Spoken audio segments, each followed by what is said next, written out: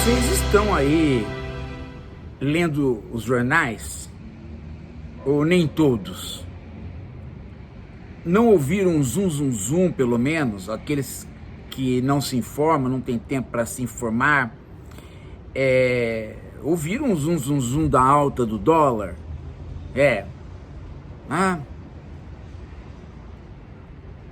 Deixa eu contar uma coisa para vocês.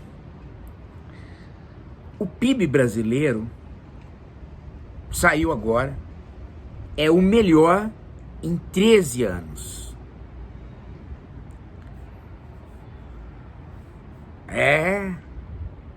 Produto Interno Bruto, a soma de todos os negócios, produções no Brasil, é o melhor em 13 anos. Saiu também uma coisa importante, que é a inflação. Ela está controlada num nível relativamente baixo. E outra notícia boa é que, mais uma vez, o desemprego caiu, atingindo a menor taxa histórica dos últimos anos, de quase 2 décadas. Bem, então, é um país que está funcionando bem. Precisou do quê? Precisou, basicamente, de você ter um presidente da República, um vice, ou seja, ter o que não tínhamos. Você não pode pôr um débil mental, que nem o Bolsonaro, na presidência. Tiramos e pronto, o país voltou a funcionar. Não tem muito segredo, gente. Mas, se você é uma figura muito informada, que quer ler toda hora, se você é um aposentado que quer ler jornal, escutar rádio, ou se você não é um aposentado, mas é um curioso de escutar rádio e ler jornal, se você não tiver uma formação, se você não tiver um contraponto, se você não tiver uma segunda narrativa, você pode cair no engodo de estar vivendo bem, mas com a impressão de que tudo vai mal. E sendo você uma pessoa predisposta a atacar a esquerda, como você identifica a esquerda? Estando no governo, você já vê um caos. Funciona muito assim, gente. Funciona muito assim. Às vezes a pessoa mais informada é a pessoa mais ideologizada, mais capaz de cair no engodo daquilo que ela não vive. Vocês já repararam nisso? Então é necessário que o canal venha e faça o contraponto das narrativas que estão aí, a maior parte delas chamando economistas de direita para dizer que estamos perdidos.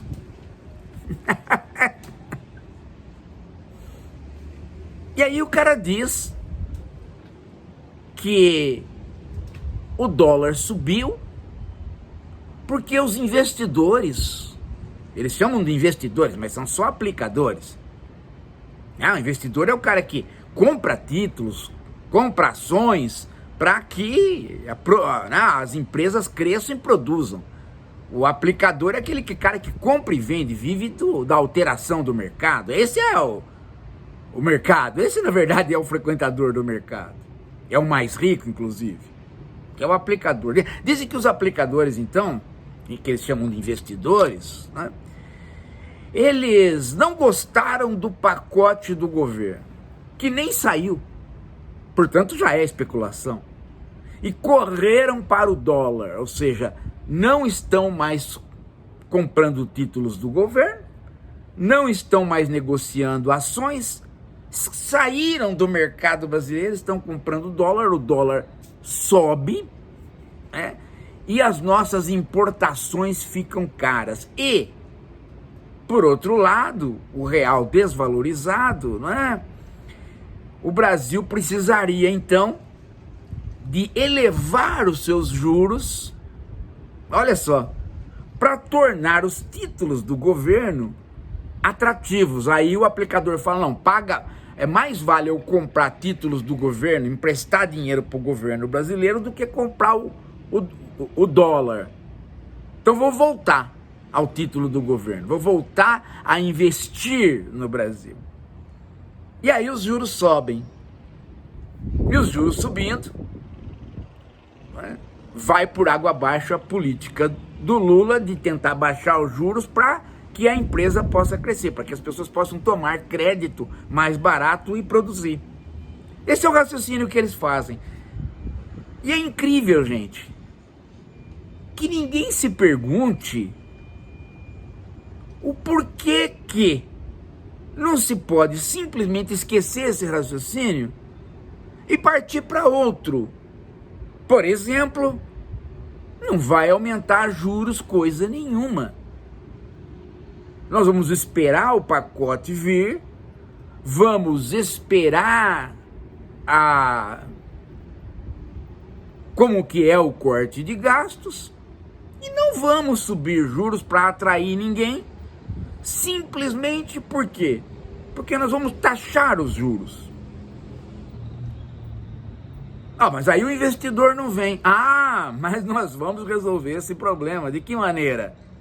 Tampando os buracos por onde escoa o dinheiro dos impostos, que atualmente estão só pagando a rolagem da dívida, pagando só os juros da dívida.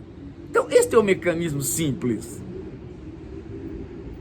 Você põe um teto para os juros e de resto você trabalha na diminuição da isenção fiscal, na sonegação, na tributação de quem foge do país para paraíso fiscal, na mudança do imposto de renda para cobrar mais dos ricos e menos dos pobres. Aí você arrecada.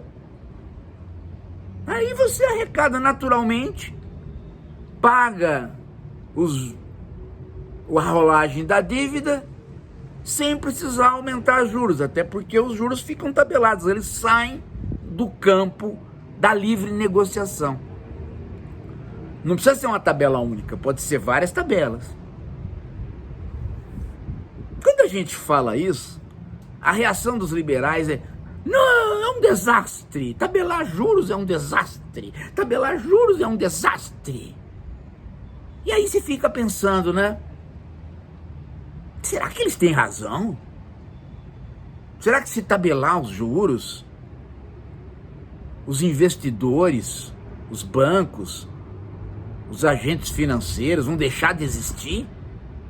Será que todo mundo realmente vai para outro lugar? Como? Existe então, portanto, um mercado livre completo de juros no mundo? É assim? Não, não é. A grande mentira está nisso. É que 76 países no mundo, as economias mais ricas do mundo, têm juros tabelados, possuem aquilo que a gente chama de lei da usura. Isso é simplesmente escondido do debate. França tem lei da usura, Espanha tem lei da usura e assim vai. Ou seja, existe uma tabela, não pode cobrar o que você quiser. Ou tem uma tabela como tem no Brasil, né? Um teto onde você põe o teto no céu, aí não vale, né? Então, se você tabelar os juros, você simplesmente diz: no Brasil o juro é esse. Então não vou comprar mais título brasileiro. Paciência, vai comprar lá em outro lugar. Onde? Se nos outros lugares você tem o tabelamento. Entendeu? Vai haver uma fuga de investidores no Brasil. Como vai fugir para onde? os juros são tabelados, os mais altos são aqui. Portanto, não vai fugir. Ah, eles vão fugir pro dólar.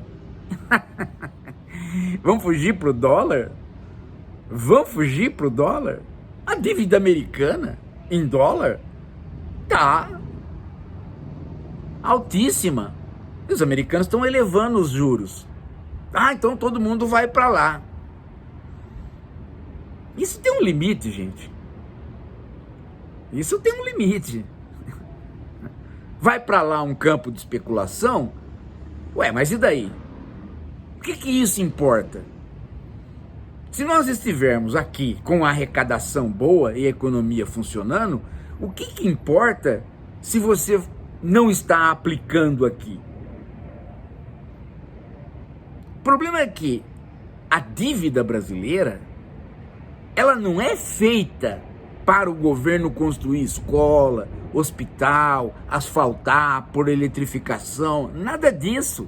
Se fosse assim, então aí nós teríamos que nos precaver, ou não podemos ficar, né, sem a dívida, porque a dívida ela é uma forma de completar o orçamento, é completar aquilo que a gente não consegue arrecadar impostos, mas ela não funciona assim. Já faz tempo que ela não é feita mais, senão para rolar ela mesma, ou seja, para pagar os juros dela própria, sem nenhum retorno social. Então é só imposto que chega e paga dívida, imposto que chega e paga dívida. Ora, simplesmente nós fazemos o seguinte, nós tentamos cobrar o imposto que não está sendo cobrado, está sendo cobrado dos mais pobres, tem que cobrar dos mais ricos, acabamos com a evasão fiscal, acabamos com os prêmios para certas pessoas ficarem isentas, arrecadamos bem e não vamos pagar juros de dívida nenhuma, porque vamos pagar apenas aquilo que estiver tabelado. Vamos tabelar isso daí para diminuir o custo da dívida. Pronto. Vamos fazer nada diferente do que faz os outros países. São 76 países onde você tem uma tabela. São mais países. É que eu estou, né, considerando aí os países que tem tabela absoluta, porque tabela relativa tem um monte. Tabela aqui, tabela ali, né? O problema é que o nosso cartão é um rotativo que não para, a nossa Selic não para. Agora você pode falar assim, professor, mas então quer dizer que o Brasil, perto dos outros países, mesmo sendo a 10ª economia do mundo, ele é um lugar que nunca teve administração? Porque se os outros países tabelam, o Brasil não tabela os juros, o Brasil, por que o Brasil, né? Não, o Brasil tabelava. Aí que vem o truque. O truque vem aí. A Constituinte de 88, a Constituição Cidadã, colocou um patamar de juros. Tinha um artigo na Constituição que tabelava os juros. Este artigo, no dia 2, um dia depois da Constituição promulgada, ele tinha que ser regrado, que você tem, né, as leis constitucionais, depois as disposições ordinárias que regram o miúdo da lei. Aí a lei começa a funcionar no miúdo. O que o Sarney fez? Ele chamou um jurista para fazer uma consulta de como é que podia fazer aquele tabelamento. E o jurista falou simplesmente que não podia. Em outras palavras, um homem anulou uma Constituição. E aí ficou aquela tabela, vai, cobra, não cobra, não cobra, você tem ali o parâmetro, uma luta política desgraçada de 20 anos, e quando chegou em 2003, já no governo Lula, o governo Lula não conseguiu segurar no parlamento a eliminação deste artigo da Constituição e a liberação dos juros no Brasil. Portanto, nós tentamos e perdemos a luta. E todo mundo compra uma geladeira e paga 3 vezes. Compra um sapato, paga 10 vezes. E quem tem título da dívida sempre vê os juros aumentar. Então, este dólar aumentando é apenas chantagem. Vamos comprar dólar, aí nós forçamos o governo a fazer um pacote mais rígido para gastar menos, para dizer que não vai se endividar mais. Os nossos títulos da dívida crescem, porque a dívida fica pagável, e ainda por cima, para a gente voltar a aplicar, eles vão ter que subir os juros e pagar mais para nós. É chantagem. É chantagem dupla, é chantagem política para que o pacote fique mais rígido. E é chantagem financeira para que eles subam os juros, para que o governo suba os juros e eu, aplicador, volte para o Brasil. Volte para o Brasil, entre aspas, porque eu não saí. Eu apenas anunciei que estou saindo. Então, é isso, gente. É isso que acontece. Se você lê o noticiário através deste crivo que nós estamos passando aqui no canal para você, muda tudo. E eu não vou ficar sozinho falando isso. Eu vou dizer para vocês quem são as pessoas que estão falando isso também há muitos anos, talvez mais tempo do que eu mesmo. São economistas. Professor Ladislau Dalbor é um que vem fazendo vários artigos sobre isso e vários livros. Estou citando um porque é um professor que já veio aqui no canal, é meu amigo. Não estou citando uma fonte que é próxima do canal, mas a partir dele você pode pegar uma série de outros.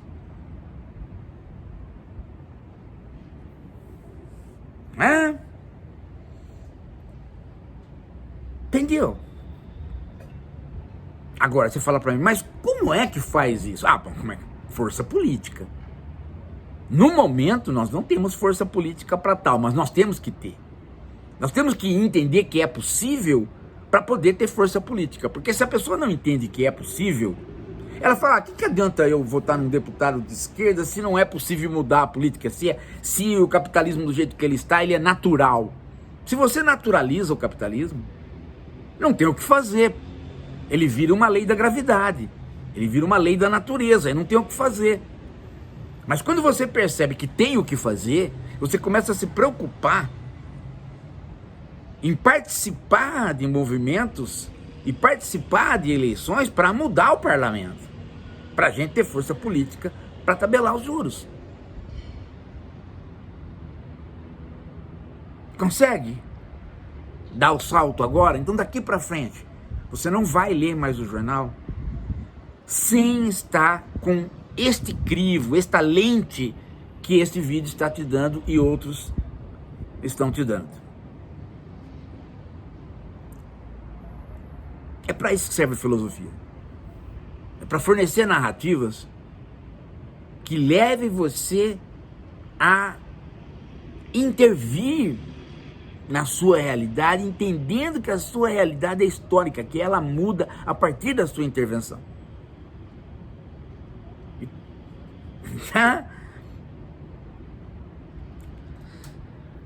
É isso. Daqui a pouco a gente volta.